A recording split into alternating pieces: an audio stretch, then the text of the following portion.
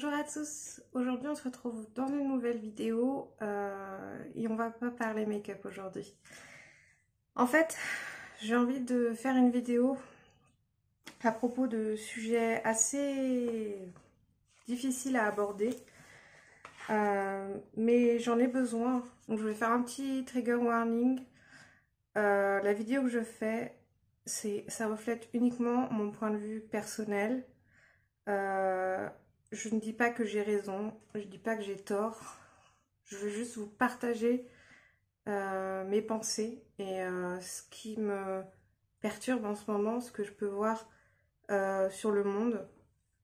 En fait, c'est venu d'une discussion que j'ai eue avec ma grande sœur, parce que je suis allée voir ma grande sœur, enfin voir ma famille un petit peu. Donc je suis allée en Vendée voir mon papa, ma demi-sœur, mon demi-frère.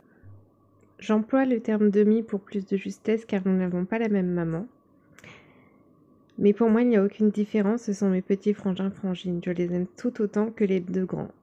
Je suis fière de ma fratrie, j'ai même un tatouage qui nous représente tous les 5. Ma belle-mère, j'étais trop contente de les voir.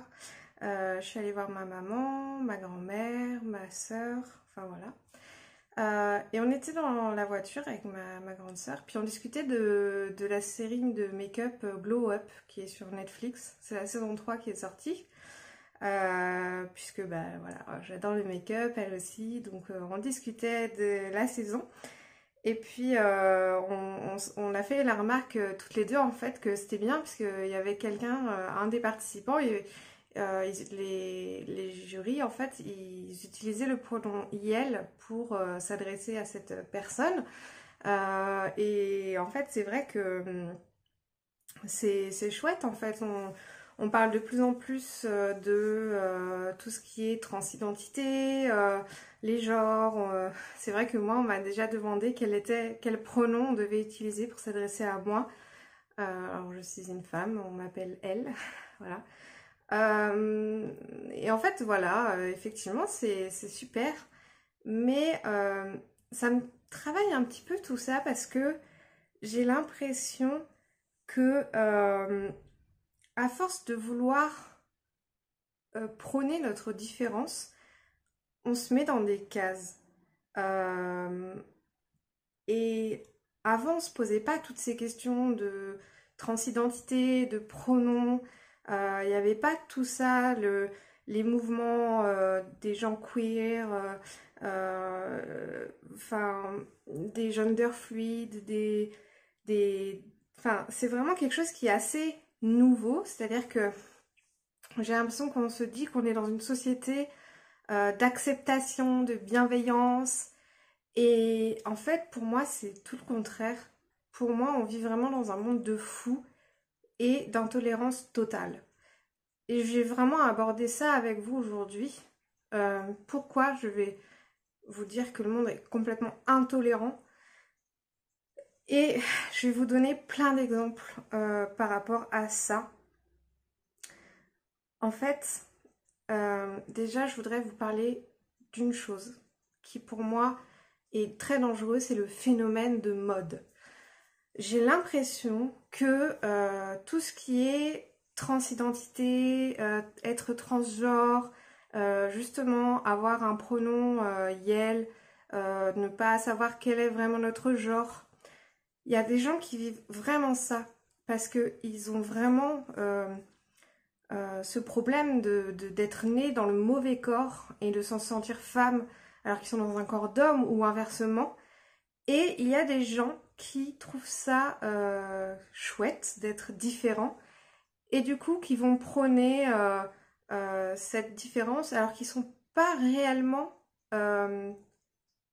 impliqués. Et du coup, ça va discréditer un peu les personnes qui sont réellement euh, dans la transition, par exemple, ou des personnes qui n'arrivent pas à se trouver et qui sont vraiment en réel problème d'identité.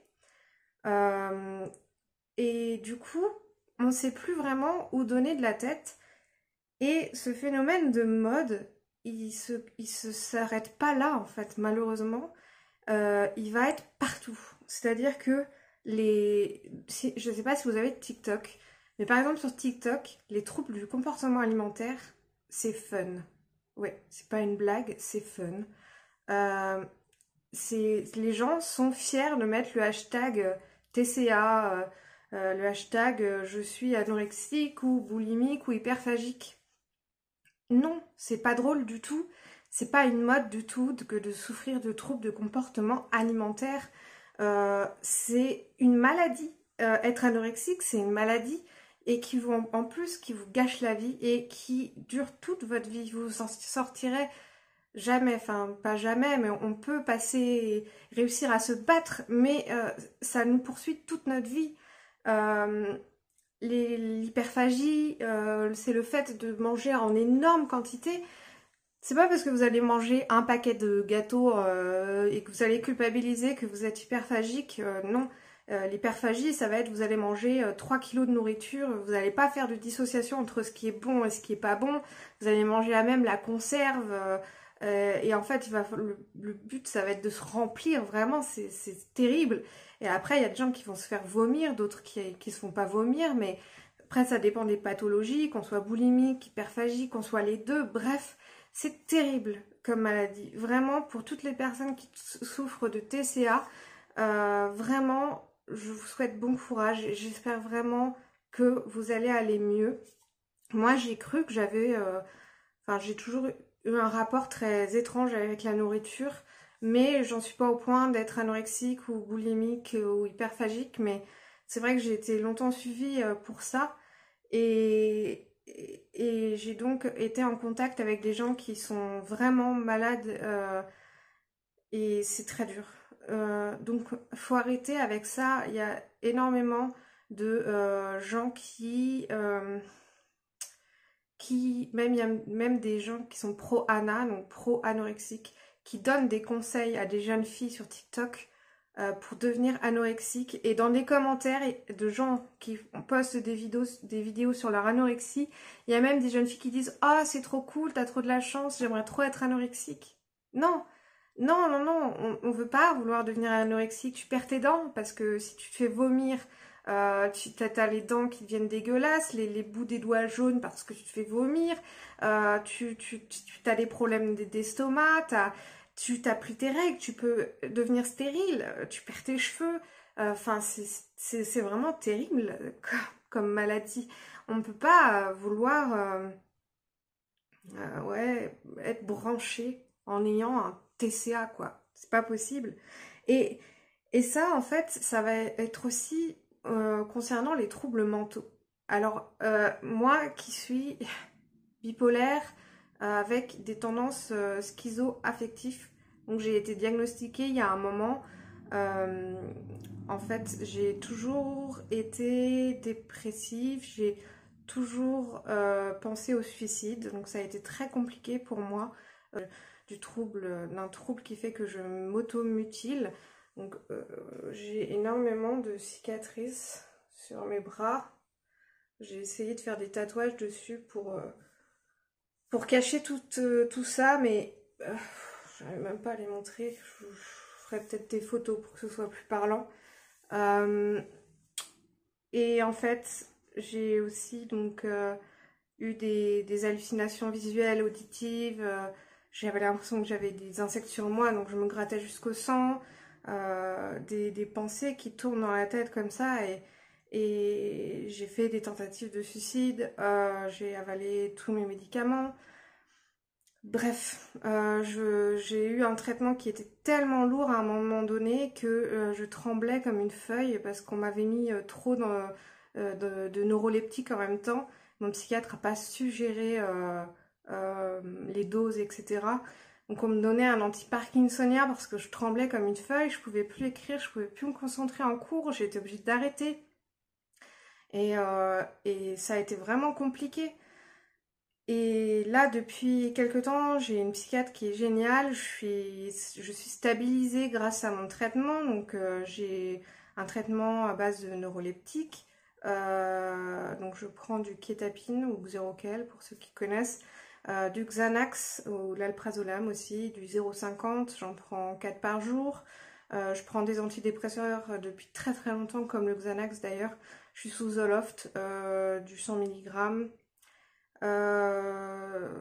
Bref, ouais, je suis aussi sous morphine depuis plus d'un an parce que, en fait, j'ai aussi un handicap, j'ai la maladie de Crohn. Je sais pas si vous me connaissez, mais voilà, j'ai la maladie de Crohn depuis que j'ai l'âge de 10 ans. J'ai été diagnostiquée assez tard parce que mon gastro-entérologue pensait que c'était dans ma tête et du coup, il n'a pas fait les examens comme il fallait. Et une fois qu'il a fait les examens, on a vu que j'avais la maladie de Crohn. J'ai eu un Crohn atypique avec pas de période de rémission. Donc j'étais malade tout le temps, ça a été très dur. J'ai quand même fait de longues études. Et en fait, derrière ces 3 dernières années, je me suis opérée 3 fois. Je porte une stomie. Je vous mettrai peut-être une petite photo de ma stomie. Voilà, j'ai plus de côlon du tout. Ensuite, on m'a retiré le rectum qui était tombé malade. Bref, j'ai été opérée 3 fois. Et ça a été très dur puisque j'étais obligée d'arrêter de travailler alors que je venais d'être diplômée et que je venais de rentrer dans le monde du travail. Bref, j'ai décidé de me lancer du coup sur YouTube et je fais donc du make-up. Et du coup, en fait, c'est vrai que je vois en fait passer beaucoup sur TikTok, donc tout ce qui est troubles mentaux. Bah, je me sens concernée parce que je le suis aussi. Malheureusement, les gens qui sont malades sont discrédités par aussi des personnes qui se créent des maladies, qui s'inventent des dépressions ou par exemple le trouble dissociatif de l'identité, le TDI. Je pense que si vous êtes sur TikTok, vous avez dû en entendre parler. Il y a énormément de gens qui se disent avoir un TDI, qui sont sur TikTok et qui présentent leur système, etc. Alors que le TDI, c'est vraiment une maladie mentale qui est extrêmement handicapante au quotidien, puisqu'en fait, c'est un trouble donc, de l'identité. On n'est pas une personne, on est plusieurs personnes en fonction du système. Alors, je ne suis pas du tout une professionnelle, mais en gros, on a eu des traumatismes répétés durant l'enfance qui font on se crée des personnages quand on est petit, puis après, quand on grandit, en fait, on ne fait plus qu'une personne.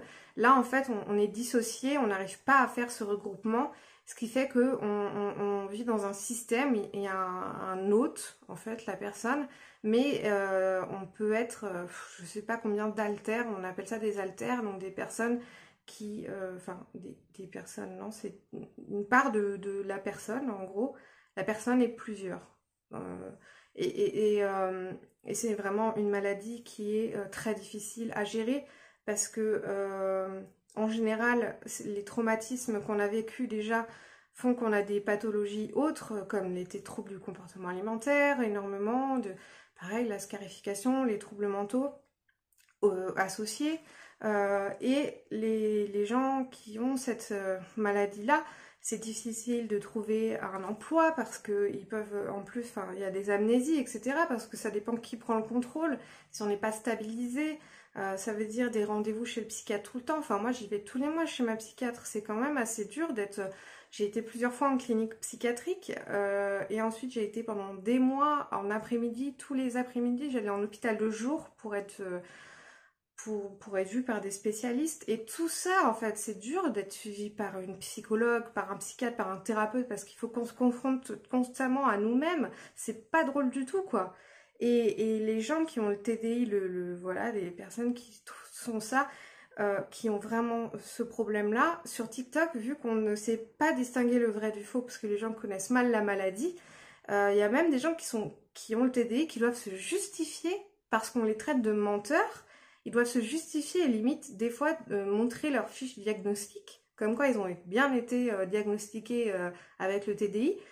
Et en fait, il y a tellement des gens qui s'approprient ce genre de maladie, des gens qui pensent avoir le TDI alors qu'ils n'ont pas le TDI, des gens qui sont autistes et qui pensent avoir un trouble autistique, qui se disent autistes, enfin bref.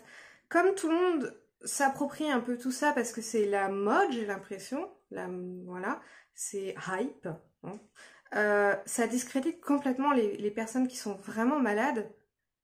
C'est horrible en fait. Donc voilà, je vous ai parlé des effets de mode qu'on pouvait avoir qui sont vraiment un danger pour les jeunes sur les réseaux et qui sont un danger en fait pour tout le reste parce qu'en fait du coup les gens ne savent plus faire la part du vrai et du faux.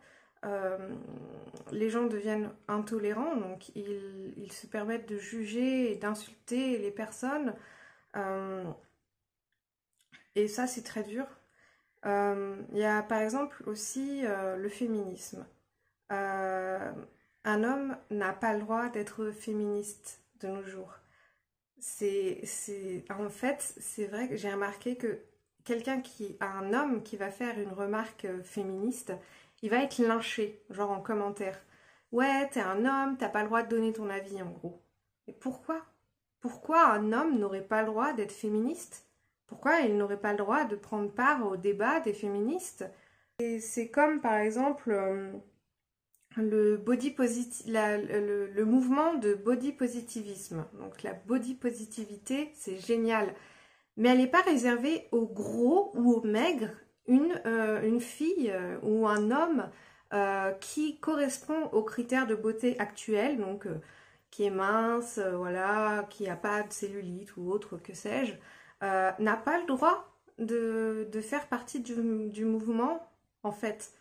Bah, en gros, c'est t'as pas de problème avec ton corps, donc tu peux pas prôner la body positivité. C'est pourquoi? En fait, puisque t'as un corps, donc tu peux très bien prôner la body positivité. Ma sœur, par exemple, est danseuse. Et elle ne peut même plus utiliser le mot pour décrire sa danse, car en fait, elle fait du tribal fusion. C'est une danse qui tient ses origines de plein de... En fait, c'est une danse inventée qui a été voilà, créée. Et c'est un melting pot, en fait, de plein de danses du monde. Donc, de la danse orientale, du flamenco, de la danse urbaine. Enfin, ça mêle vraiment plein de cultures différentes. Et le mot tribal est devenu interdit parce qu'on parle d'appropriation culturelle. Et ça, pareil, je comprends pas le problème avec l'appropriation culturelle.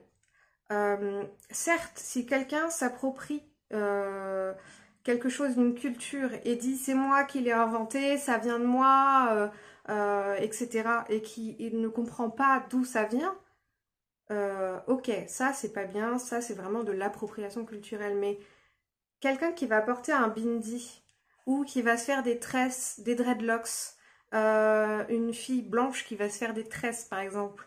On parle de racisme envers les personnes noires, arabes, que sais-je, voilà, chinois, asiatiques, bref. Mais le racisme anti-blanc existe aussi. Euh, et pourquoi j'aurais pas le droit de porter des plumes dans mes cheveux? Pourquoi j'aurais pas le droit de me faire des maquillages berbères? Si par exemple euh, je le fais, c'est parce que j'aime cette culture et que je veux la célébrer en fait, et que je trouve ça beau.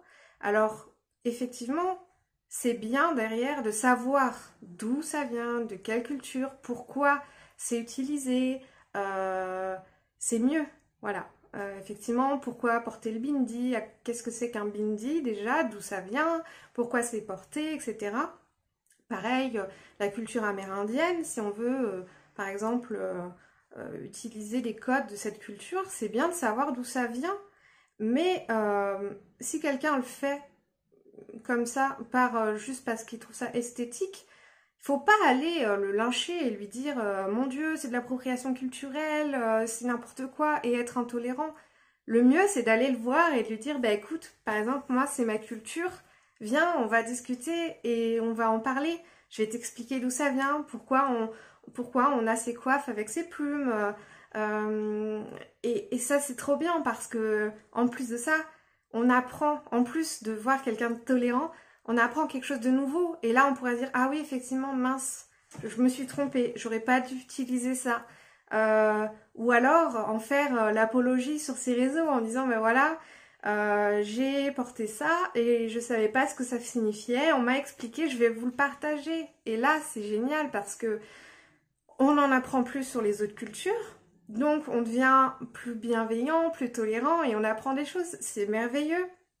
Donc la prochaine fois, si tu viens de, je ne sais pas toi qui me regarde, je ne sais même pas si tu vas la voir cette vidéo, mais si vous voyez, vous êtes par exemple, si vous avez des origines amérindiennes, si vous avez des origines indiennes, si vous avez des origines berbères, que sais-je, eh bien n'hésitez pas à en parler et si vous voyez quelqu'un s'approprier d'une façon malheureuse, peut-être maladroite, quelque chose de votre culture, n'hésitez pas à aller le voir et à lui dire gentiment, ben voilà, ça par exemple, c'est réservé aux femmes dans telles conditions, etc. Et voilà, et les choses se passeraient tellement mieux si ça se passait comme ça en fait. Euh, c'est pareil pour la communauté LGBTQIA+, XYZ, j'ai envie de dire, parce que malheureusement, on en rajoute encore et encore. J'ai l'impression qu'on se met dans des cases encore plus, et c'est dommage. Alors, pour certaines personnes, c'est rassurant d'être catégorisé, j'ai envie de dire.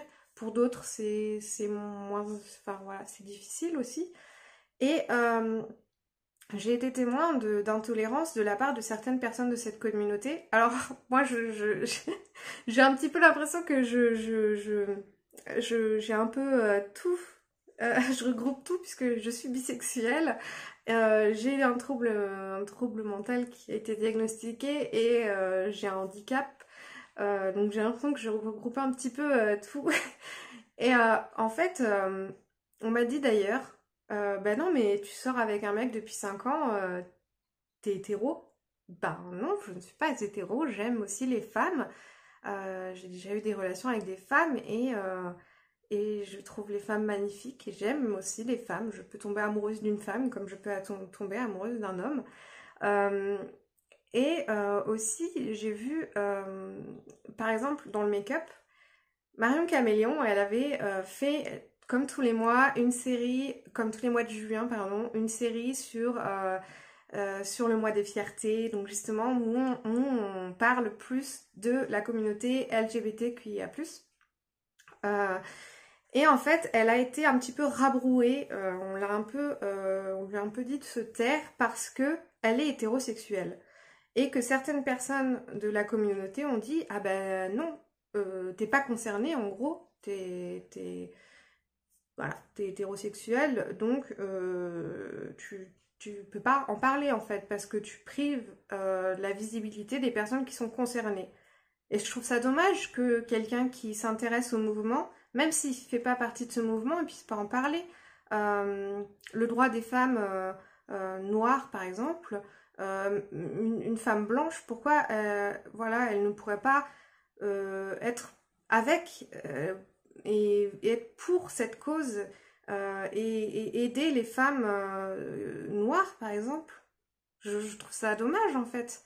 En plus, ça partait vraiment d'une bonne intention, puisque c'était pour faire connaître ce que c'était que être lesbienne, gay, être pansexuel, être queer, être asexuel, etc. Je trouve que ça partait vraiment d'une bonne intention, et finalement, ça a été très mal accepté par la communauté, et ça, je trouve ça triste. Vraiment, ça me touche parce que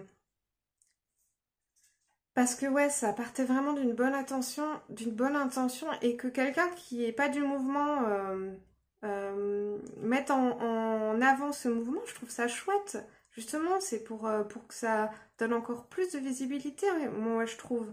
Et, et enfin voilà, c'est pour moi du coup, on a de l'intolérance dans des milieux où on parle justement de tolérance, comme dans cette communauté de LGBTQIA+, et ben, qui vont rejeter un peu les personnes qui font pas partie du mouvement. C'est dommage, parce que eux-mêmes, enfin nous-mêmes, parce que j'en fais partie, on se sent rejeté de par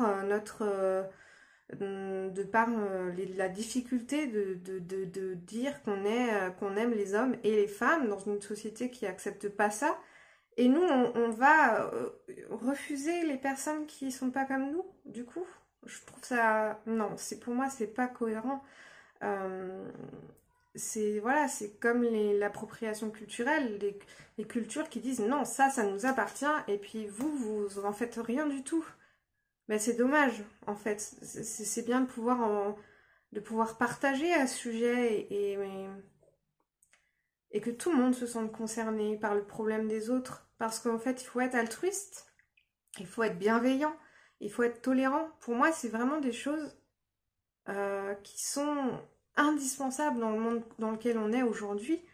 Et, et vraiment, je trouve ça... Ouais. Je suis un peu émue parce que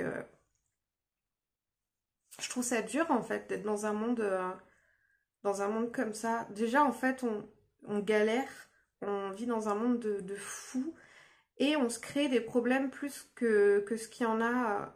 En fait, on va créer des modes pour des choses qui sont réellement dures. Euh, du coup, on va les banaliser, alors que c'est pas des choses qui devraient être banales, d'avoir un trouble du comportement alimentaire ou un trouble mental. Les gens qui disent souffrir de dépression souffrent vraiment de dépression et on peut pas prendre de douche pendant plusieurs jours, on peut pas sortir de son lit, on peut pas aller au travail.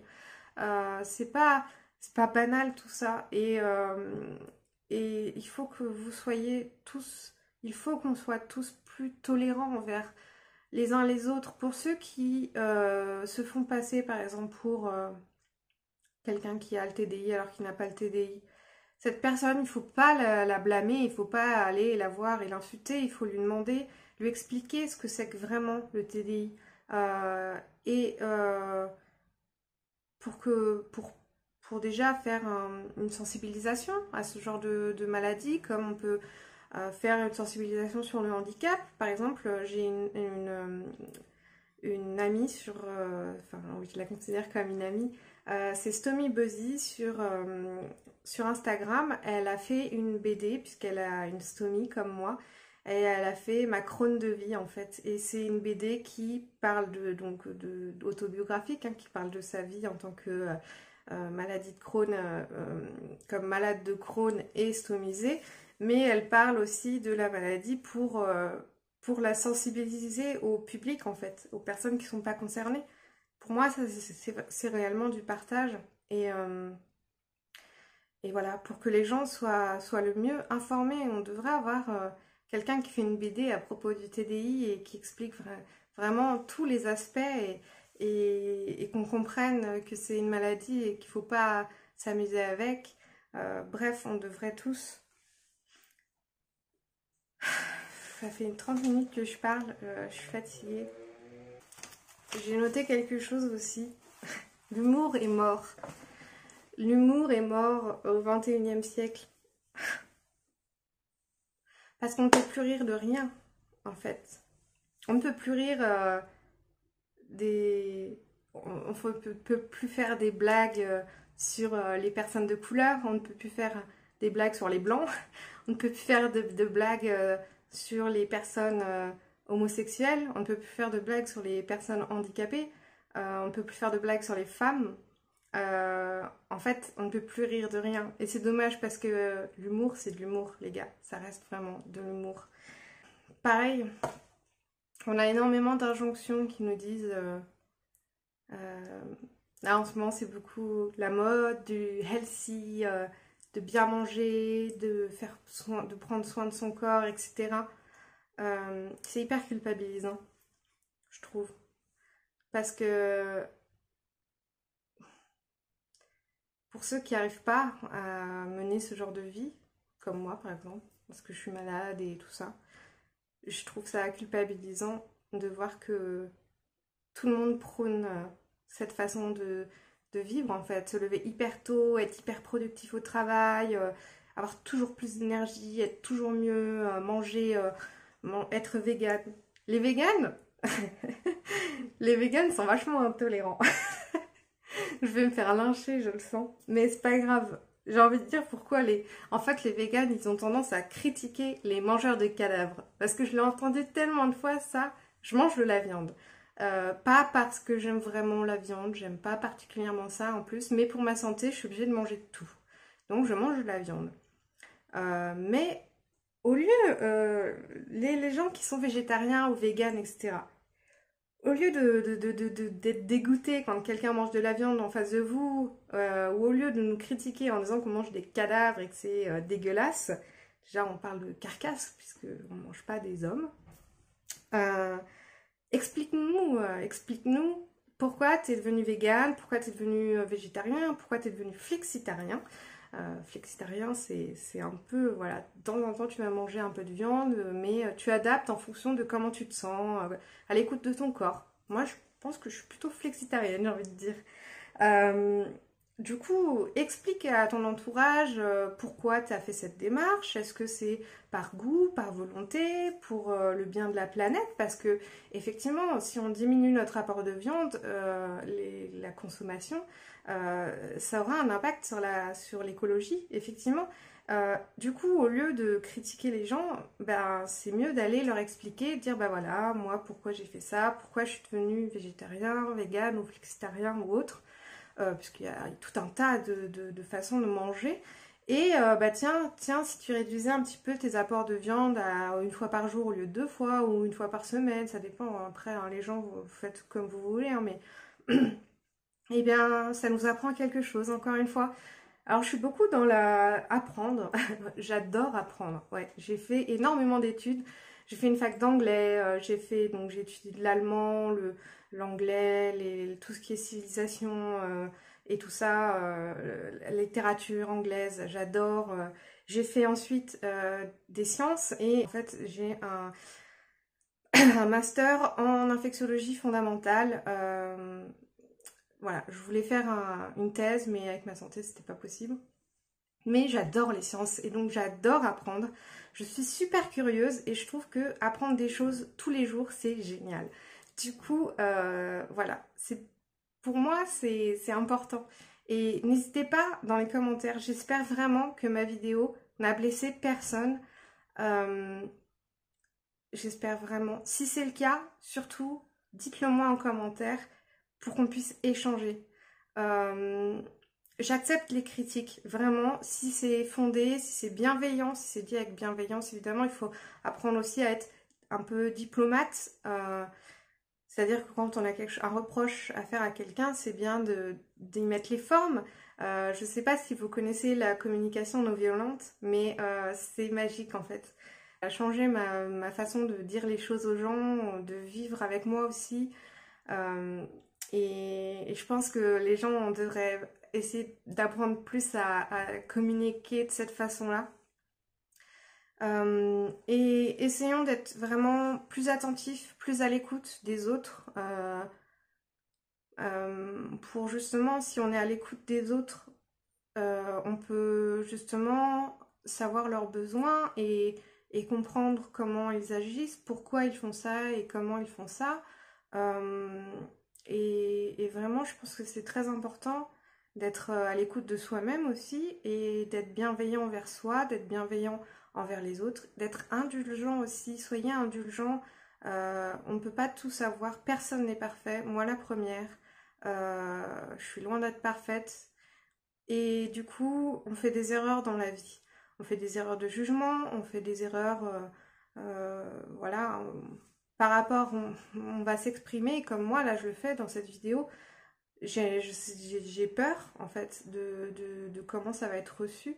Parce que j'avais vraiment besoin de faire cette vidéo parce que ça me tourne dans la tête depuis que j'ai eu cette discussion avec ma soeur. J'avais eu un peu cette discussion-là avec mon chéri aussi qui lui a du mal à comprendre un peu tout ce qui est phénomène de transidentité, etc. Moi, ça m'intéresse énormément, donc je m'instruis beaucoup par rapport à tout ce qui est les pronoms, la transidentité, tout ça en fait. C'est vraiment des choses qui m'intéressent. Qu'est-ce que j'ai écrit? Déjà, ouais, mêlez-vous de vos affaires. Ouais, je pense que déjà, avant de se mêler de l'affaire des autres, il faut regarder au pas de sa porte. Si je fais cette vidéo, c'est que je pense être quelqu'un de bienveillant et de tolérante. J'espère en tout cas de tout cœur l'être. Je vais pas aller critiquer quelqu'un et l'insulter ou autre par rapport à son comportement ou autre, même si son comportement n'est pas en adéquation avec mes valeurs. Je vais juste l'ignorer en général, je vais juste pas côtoyer cette personne. Quand je dis les gens qui font de la mode avec les TCA et avec les troubles mentaux, je leur en veux pas, hein. Je les critique pas non plus. Je pense que c'est juste des personnes qui n'ont pas conscience de tous les éléments et, euh, et du coup j'ai juste envie qu'ils s'instruisent un peu plus peut-être. Euh, Pareil, les gens qui sont pour l'appropriation culturelle et qui condamnent les autres, ben écoutez, c'est leur choix, mais c'est pas ma façon de faire. Euh, et puis, on a le droit de ne pas être d'accord les uns avec les autres. On a le droit de créer du débat dans la vie. C'est important de débattre des choses. J'espère qu'avec cette vidéo, elle va faire le tour de la planète et si quelqu'un veut la traduire en différentes langues, je veux bien. Parce que débattons de ces sujets-là et vous avez le droit de ne pas être du tout d'accord avec ce que j'ai dit. Et je le répète, cette vidéo, ça reflète uniquement mon point de vue. Je suis personne, hein, pour vous en gros.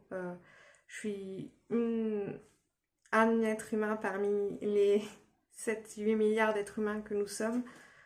C'est juste que ça me touche et que je voulais le partager avec vous. Et j'ai envie qu'on arrête de se justifier. J'ai envie que les gens arrêtent de devoir se justifier sur leur façon de vivre, sur s'ils mangent telle ou telle chose, s'ils font telle ou telle chose. Ce n'est pas parce que quelqu'un ne fait pas les choses comme vous qu'il fait les choses mal. Il faut comprendre qu'il y a des différences.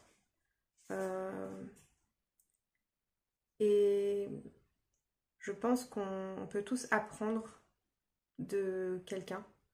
Donc n'hésitez pas à faire tourner cette vidéo. Je suis pour la bienveillance. Je vous aime tous. J'aime les gens avec leurs défauts, avec leurs qualités.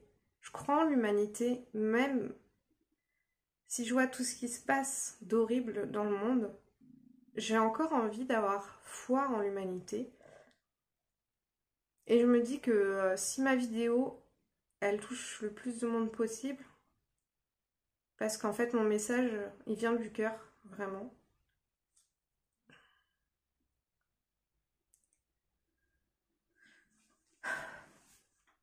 Mon message, il vient du cœur. Et ce que j'ai envie de vous dire, c'est aimez-vous les uns les autres, aidez-vous les uns les autres, et apprenez des uns et des autres. Ne faites pas la guerre à vos opposants, mais apprenez-leur votre vision, votre point de vue, et partagez les uns avec les autres, parce que je pense que c'est important. Il faut qu'on s'écoute tous, et il faut qu'on soit plus dans le vrai. Vous voyez, là, je suis moi, je suis pas maquillée, pas coiffée. J'ai défait des tresses que j'avais fait pendant la nuit, du coup j'ai les cheveux tout frisés. J'ai décidé de me montrer sans maquillage. J'ai fait un rehaussement de cils, ça a raté. J'ai des cils un peu bizarres. Je souffre de surpoids. Ça peut se voir à mon double menton, même si voilà, c'est à cause du traitement que j'ai pu avoir aussi. Mais j'avais décidé de filmer une vidéo et c'est fait. Et je me sens mieux. Voilà. Alors surtout, n'hésite pas à lâcher un petit like si t'as aimé ma vidéo. N'hésite pas à la partager aussi. Et surtout, prenez soin de vous, c'est le plus important. Bye bye.